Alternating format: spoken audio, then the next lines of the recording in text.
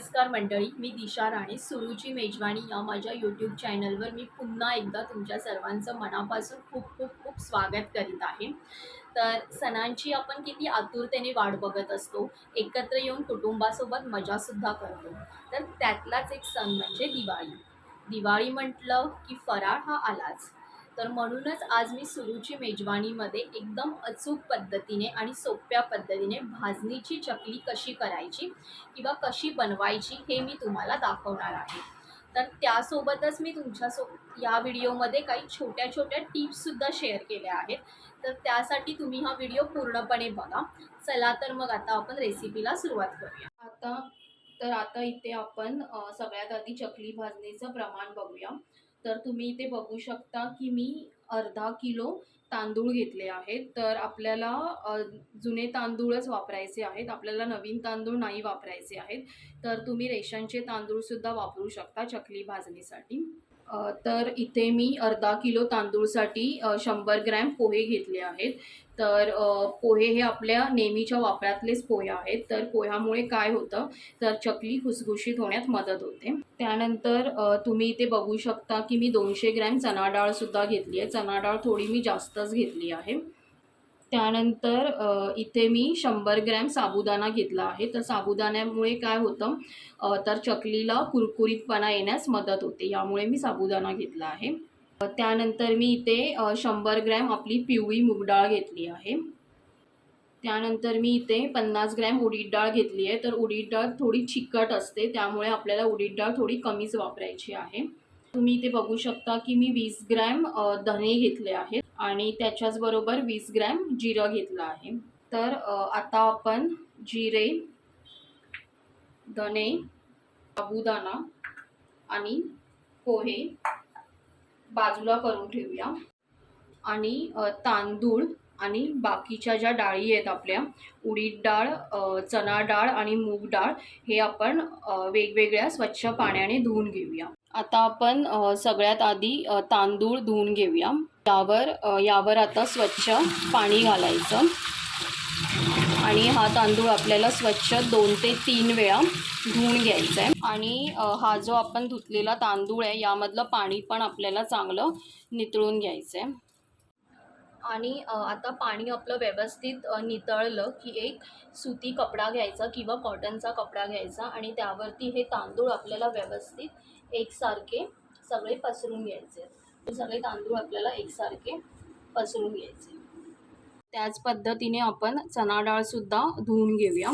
तर इथे आपल्याला चणा डाळसुद्धा स्वच्छ पाण्याने धुवायची आहे आणि ही चणा डाळसुद्धा आपल्याला 2 ते 3 वेळा स्वच्छ पाण्याने चांगली धुवून घ्यायची आहे आणि चणा डाळीमधलं पण आपल्याला पाणी चांगलं नितळून घ्यायचं आहे.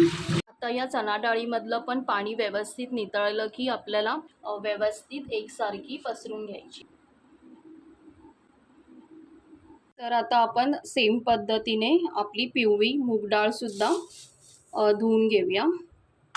तर आता आपल्याला मूग डाळसुद्धा स्वच्छ पाण्याने 2-3 वेळा चांगली धुवून घ्यायची आहे आणि त्यातलं पाणी आपल्याला चांगलं नितळू द्यायचं आहे. आता मूग डाळीमधलं पण पाणी व्यवस्थित नितळलं की आपल्याला मूग डाळसुद्धा व्यवस्थित स्प्रेड करून घ्यायची आहे. एकदम व्यवस्थित ह्याला आपल्याला पसरून घ्यायचं आहे. तर आता सेम पद्धतीने उडीद डाळसुद्धा आपल्याला स्वच्छ पाण्याने 2 ते 3 वेळा धुवून घ्यायची आहे आणि त्यातलं पाणीसुद्धा आपल्याला नितळू द्यायचं आहे. आता उडीद डाळीमधलं पण पाणी व्यवस्थित नितळलं की आपल्याला हे सुद्धा एका कापडावरती टाकून व्यवस्थित स्प्रेड करून घ्यायचं. तर हे जे आता स्वच्छ धुतलेलं धान्य आहे, ते आता आपल्याला पूर्ण 1 दिवस सुकवून घ्यायचं आहे. तर तुम्ही हे जे धान्य आहे ते फॅनखालीसुद्धा सुकवू शकता किंवा मग नैसर्गिकरित्या उन्हामध्ये सुद्धा सुकवलं तरी पण चालू शकतं. तर तुम्ही आता इथे बघू शकता की आपलं सगळं धान्य चांगलं सुकवून झालं आहे. आता आपण याला एक एक करून व्यवस्थित भाजून घेऊया. तर आता कढई गरम करायला घ्यायची. गॅस आपल्याला मध्यम आचेवरतीच ठेवायचा आहे. तर सगळ्यात आधी आपण भाजणी करून घेऊया. आपली हलकी गरम आहे तेव्हाच आपण त्यामध्ये जिरं घालूया. आधी मसाले भाजून घ्यायचे, कारण त्या गोष्टी पटकन भाजल्या जातात. आपल्याला मंद आचेवरतीच जिरं सतत ढवळत राहायचं आहे. सतत ढवळत राहिल्यामुळे काय होतं तर जिरं चांगलं भाजलं जातं. आपल्याला एकदम मिनिटभर फक्त जिरं भाजून घ्यायचं आहे, जास्त करपवायचं नाही आहे. तर तुम्ही आता इथे बघू शकता की आपलं जिरं भाजून झालं आहे. त्याला एका भांड्यामध्ये काढून घ्यायचं आहे. आपण धणे भाजून घेऊ. धणेसुद्धा मध्यम आचेवर आपल्याला सतत ढवळत राहायचे आहेत, जास्त करपू नाही द्यायचे आहेत आपल्याला धणे. त्यामुळे आपल्याला सतत त्याला ढवळत राहायचं आहे आणि आपल्याला धणेसुद्धा मध्यम आचेवरती सतत भाजून घ्यायचे आहेत. धणेसुद्धा आता आपण मिनिटभर भाजून घेतले. आता ह्यालासुद्धा आपण एका भांड्यामध्ये काढून घेऊया. आता आपण पोहे भाजून घेऊ. पोहे पण आपल्याला सतत ढवळत राहायचे आहेत, कारण पोहेसुद्धा आपल्याला जास्त भाजून नाही द्यायचे आहेत. फक्त थोडेसे कुरकुरीत आणि गरम होईपर्यंतच आपल्याला भाजून घ्यायचे आहेत. आणि पोहेसुद्धा आपल्याला मंद आचेवरतीच व्यवस्थित सतत ढवळत भाजून घ्यायचे आहेत. आता 2 मिनिटांमध्ये आपले पोहेसुद्धा मस्त बघू शकता तुम्ही कुरकुरीत भाजून झाले आहेत. आता पोहेसुद्धा आपण एका भांड्यामध्ये काढून घेऊया. आता आपण साबुदाणा भाजून घेऊया.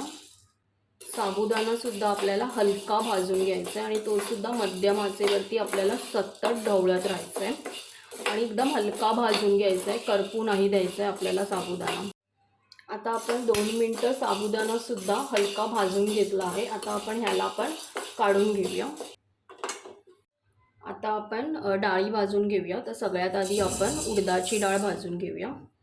डाळी आपण धुतलेल्या असतात, त्यामुळे आपल्याला डाळीसुद्धा मंद आचेवरतीच भाजून घ्यायच्या आहेत. म्हणजे काय होतं तर त्या आतपर्यंत चांगल्या भाजल्या जातात आणि त्यामध्ये ओलसरपणा राहत नाही.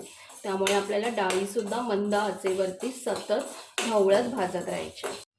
साधारण 1 ते 2 मिनटं उडदाची डाळ भाजून घेतली आहे मंद आचेवर. तुम्ही बघू शकता की थोडासा सोनेरी रंग पण याला आता आला आहे. ह्याला पण आता आपण हीसुद्धा आपण आता एक कढईमध्ये काढून घेऊया. आता आपण मुगाची डाळ भाजून घेऊया. हे सगळं धान्य आपल्याला सतत फक्त मंद आचेवरतीच भाजून घ्यायचं आहे. तर त्यामुळे काय होतं तर ते नीट भाजलं जातं आणि ते करपतसुद्धा नाही. आता तुम्ही इथे बघू शकता की मूग डाळीला पण मस्त असा तांबूस रंग यायला सुरुवात झाली आहे. मूग डाळसुद्धा आपण 1 ते 2 मिनटं चांगली परतून घेतली आहे. आता आपण ही मूग डाळसुद्धा काढून घेऊया. आता आपण चणा डाळ भाजून घेऊया. चणा डाळ थोडी जाड असते, त्यामुळे तिला भाजायला थोडासा जास्त टाईम लागतो. तर चणा डाळ आपल्याला 4 ते 5 मिनटं मंद आचेवरती सतत ढवळत भाजत राहायची आहे. आपल्याला सगळे धान्य सतत ढवळतच मंद आचेवरती भाजून घ्यायचे आहेत, म्हणजे ते करपणार नाहीत आणि ते चांगले भाजलेसुद्धा जातील. त्यामुळे तर तुम्ही आता इथे बघू शकाल की डाळीला मस्त असा तांबूस रंग यायला सुरुवात झाली आहे. आता ही डाळसुद्धा आपण साईडला काढून घेऊया. आता आपण तांदूळ भाजून घेऊया आणि तांदूळसुद्धा आपल्याला मध्यम आचेवरतीच एकसारखे मिक्स करत परतून भाजून घ्यायचे आहेत. तर तुम्ही आता इथे बघू शकता की तांदळाला हलकासा असा रंग यायला सुरुवात झाली आहे आणि मला इथे अंदाजे तांदूळ भाजायला 9 ते 10 मिनटं लागली. आणि जर तांदूळ भाजले की नाही हे जर तुम्हाला ओळखायचं असेल तर थोडेसे तांदूळ खाऊन बघायचे. जर तांदूळ आपल्याला कडकडीत लागत असतील तर समजायचं की आपले तांदूळ व्यवस्थित भाजून झाले आहेत. आता हे तांदूळसुद्धा आपण काढून घेऊया. तर हे जे आपले भाजून झालेले तांदूळ आहेत ते आपण एका डिशमध्ये किंवा एका परातीमध्ये व्यवस्थित काढून घेऊया. त्याचबरोबर आपण जे बाकीचे सगळे जिन्नस भाजून घेतले होते ते आपण यामध्ये मिक्स करूया. आणि आता हे आपल्याला चांगलं मिक्स करून घ्यायचं आहे. आणि हे एकदा चांगलं व्यवस्थित मिक्स झालं की ह्याला आपल्याला थंड करत ठेवायचं आहे. आणि एकदम व्यवस्थित थंड झालं त्यानंतर आपल्याला हे जे सगळं मिश्रण आपण मिक्स केलं आहे ते गिरणीमधनं एकदम बारीक असं दळून आणायचं आहे. आता मी हे पीठ गिरणीमधनं दळून आणलं आहे. तर इथे साधारणतः 1 किलोच्या वर पीठ तयार झालं आहे. तर हे पीठ तुम्ही असंच 1 महिना बाहेर ठेवूनसुद्धा वापरू शकता किंवा मग फ्रीजमध्ये 7 ते 8 महिना हे पीठ खूप चांगलं राहतं. तर हे पीठ तुम्ही फ्रीजमध्ये ठेवून तुम्हाला हव्या तेव्हा त्याच्या चकल्या बनवून खाऊ शकता. तर आता आपण चकली करायला सुरुवात करूया. तर इथे मी चकली भाजणीचं 2 कप पीठ घेतलं आहे. तर मी जो कप दाखवला आहे त्याच कपच्या मेजरमेंटने मी 2 कप पीठ घेतलं आहे. इथे मी 2 चमचे तेल घेतलं आहे. 1 चमचा लाल तिखट घेतली आहे. 1 चमचा तीळ घेतले आहेत. पांढरे तीळ आहेत हे. इथे मी अर्धा चमचा हळद पावडर घेतली आहे आणि अर्धा चमचा ओवा घेतला आहे आणि इथे मी चवीनुसार मीठ घेतलं आहे. तर आता आपण भाजणीच्या पिठाची उकड काढून घेऊया. तर त्यासाठी मी इथे 2 कप पाणी घेत आहे. तर आपण 2 कप पीठ घेतलं होतं त्याच वाटीने किंवा त्याच कपाने आपल्याला 2 कप पाणी घ्यायचं आहे. म्हणजे 2 कप भाजणीचं पीठ आणि 2 कप पाणी. आता आपण त्यामध्ये हळद घालूया. त्यानंतर आपण जी लाल तिखट घेतली होती ते घालायचं. त्याच्यामध्ये चिमूटभर हिंग घालायचं आहे. अगदी चिमूटभर हिंग. त्यानंतर आपल्याला त्यामध्ये घालायचं आहे ओवा. ओके. ओवानंतर आपण जे तीळ घेतले होते ते तीळ घालायचे आणि आता यामध्ये आपल्याला 2 चमचे तेल घालायचं आहे. तर आपल्याला यामध्ये फक्त 2 चमचेच तेल घालायचं आहे कारण या चकलीसाठी आपल्याला तेल किंवा मोहन जास्त लागत नाही. त्यामुळे फक्त आपल्याला 2 चमचेच तेल घालायचं आहे आणि आता आपल्याला ह्याला चांगली एक उकळ काढून घ्यायची आहे. तर तुम्ही आता इथे बघू शकता की पाण्याला चांगली उकळी आली आहे. तर यामध्ये आता भाजणीचं पीठ घालायचं. तर इथे मी 2 कपच भाजणीचं पीठ घेतलं आहे आणि त्यासाठी आपण 2 कपच पाणी वापरलं आहे. गॅसचा फ्लेम आपल्याला मीडियमच ठेवायचा आहे आणि हे पीठ आपल्याला चांगलं चमच्याने मिक्स करून घ्यायचं आहे. आता आपल्याला गॅस बंद करायचं आहे आणि हे जे आपलं पीठ आहे ते आपल्याला चांगलं मिक्स करून घ्यायचं आहे. तर आता मी ह्याला थोडंसं मिक्स करून घेतलं आहे आणि ह्यामध्ये मी आता चवीपुरतं मीठ टाकलं आहे. मीठ टाकून झाल्यानंतर याला पुन्हा एकदा आपल्याला अलगद हाताने मिक्स करून घ्यायचं आहे, ढवळून घ्यायचं आहे आणि एकदा मिक्स करून झालं की ह्यावरती झाकण ठेवायचं आहे आपल्याला आणि 10 मिनटं हे पीठ ठेवून द्यायचं. आता आपली 10 मिनटं झालेली आहेत. तर आपण जी आता उकड काढून घेतली होती ती आपण आता एका परातीत काढून घेऊया.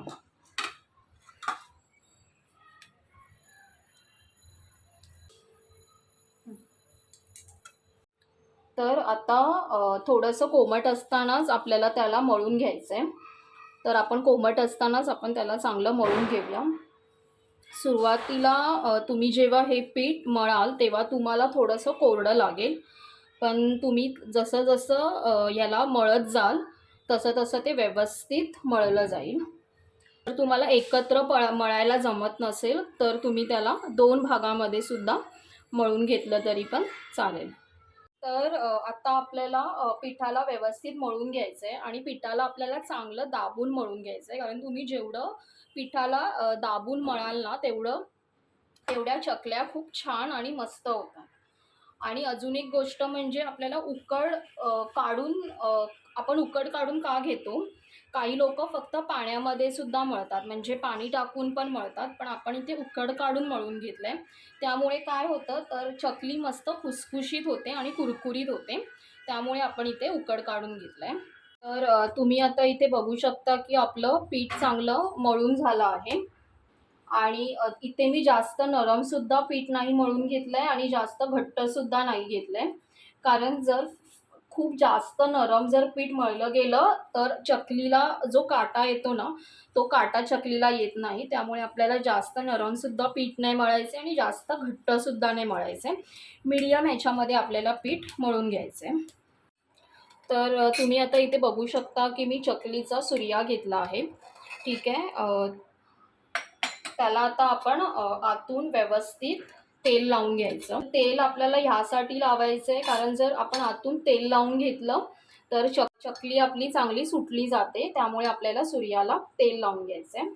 आता आपल्याला एक गोळा घ्यायचा आहे. त्या गोळ्याला आपल्याला एकदा चांगलं मळून घ्यायचं आहे. व्यवस्थित चांगलं मळून घ्यायचं आणि ह्या गोळ्याला आपल्याला या सूर्यामध्ये चांगलं दाबून भरायचं आहे. बघू शकता की इथे मी व्यवस्थित चांगलं ह्याला दाबून भरला आहे आणि हे आपल्याला व्यवस्थित बंद करून घ्यायचं आहे.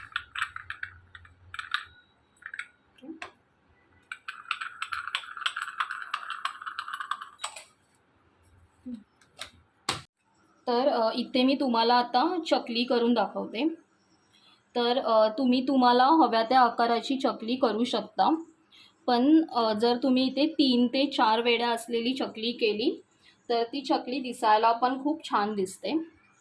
तर इथे मी 3 ते 4 वेड्याची चकली केली आहे आणि जे शेवटचं टोक असतं ते आपल्याला व्यवस्थित दाबून घ्यायचं आहे. म्हणजे आपण जेव्हा तेलामध्ये चकली सोडतो तेव्हा ती तुटत नाही, त्यामुळे आपल्याला शेवटचं टोक व्यवस्थित दाबून घ्यायचं आहे. अशाच प्रकारे मी तुम्हाला अजून एक चकली करून दाखवते.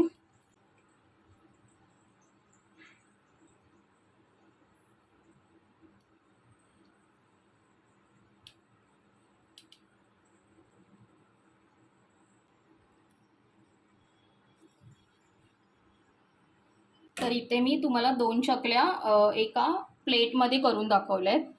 ठीक आहे. टोकं आपल्याला व्यवस्थित दाबून घ्यायची आहेत. तर आता मी गॅसवर तेल गरम करायला ठेवलं होतं.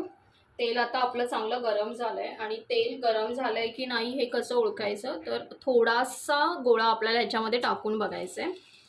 तर तुम्ही बघू शकता की बुडबुडे आले आहेत, म्हणजे तेल आपलं चांगलं गरम झालं आहे. आता आपल्याला गॅसचा फ्लेम कमी करायचं आहे. ठीक आहे. लो टू मीडियम हीटवरती आपल्याला गॅसचा फ्लेम ठेवायचा आहे आणि आपण जी चकली करून घेतली आहे अलगद तेलामध्ये सोडायची आहे. ठीक आहे. तुमच्यासाठी फक्त इथे एकच चकली सोडून दाखवली आहे. तर तुम्ही बघू शकता की चकलीवरती मस्त बुडबुडे आले आहेत. चकलीला बिलकुल हात लावायचा नाही आहे जोपर्यंत बुडबुडे थोडे कमी होत नाहीत आणि त्यानंतरच आपल्याला चकली परतून घ्यायची आहे.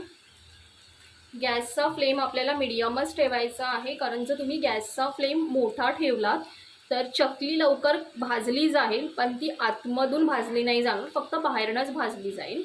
त्यामुळे गॅसचा फ्लेम आपल्याला लो टू मीडियमच्या हीटवरतीच ठेवायचा आहे आणि चकली चांगली भाजून घ्यायची आहे. तर तुम्ही आता इथे बघू शकता की चकलीचे बुडबुडे कमी झाले आहेत. आता आपल्याला चकली परतून घ्यायची आहे. तर बऱ्याच जणांना प्रश्न असतो की चकली भाजली की नाही हे कसं ओळखायचं. तर जेव्हा चकलीवरचे बुडबुडे किंवा बबल्स कमी होऊ लागतात तेव्हा चकली तळाला बसायला लागते. तेव्हा ओळखायचं की आपली चकली चांगली भाजली गेली आहे. आणि अजून एक गोष्ट की जेव्हा तुम्ही चकली भाजताना तेव्हा ती आपल्याला मंद आचेवरती नाही भाजायची आहे, कारण ती खूप जास्त तेल शोषून घेण्याची शक्यता असते, त्यामुळे चकली नरम पडू शकते. तर ज्यावेळी तुम्ही चकली भाजता तेव्हा ती आपल्याला मध्यम आचेवरतीच भाजून घ्यायची आहे. तर तुम्ही आता इथे बघू शकता की आपली चकली मस्त तयार झाली आहे आणि प्रत्येक चकलीला काटेसुद्धा खूप छान आले आहेत. आणि तुम्हाला माहीतच असेल, काटेरी चकली आणि कुरकुरीत चकली खाण्यात एक वेगळीच मजा असते. आता इथे आपली मस्त कुरकुरीत अशी चकली, भाजणीची चकली तयार झाली आहे. तर तुम्ही अशा पद्धतीची चकली नक्कीच करून बघा आणि जर तुम्हाला अशा पद्धतीने केलेली चकली आवडली तर तुमचा रिप्लाय नक्की मला कमेंटद्वारे कळवा. आणि आता जर तुम्हाला माझा व्हिडिओ किंवा माझी रेसिपी आवडली तर प्लीज माझ्या व्हिडिओला लाईक करा आणि नेहमीप्रमाणे सुरुची मेजवानी या चॅनलला सबस्क्राईब करायला विसरू नका. पुन्हा भेटू अशाच नवनवीन रेसिपीसह. तोपर्यंत धन्यवाद.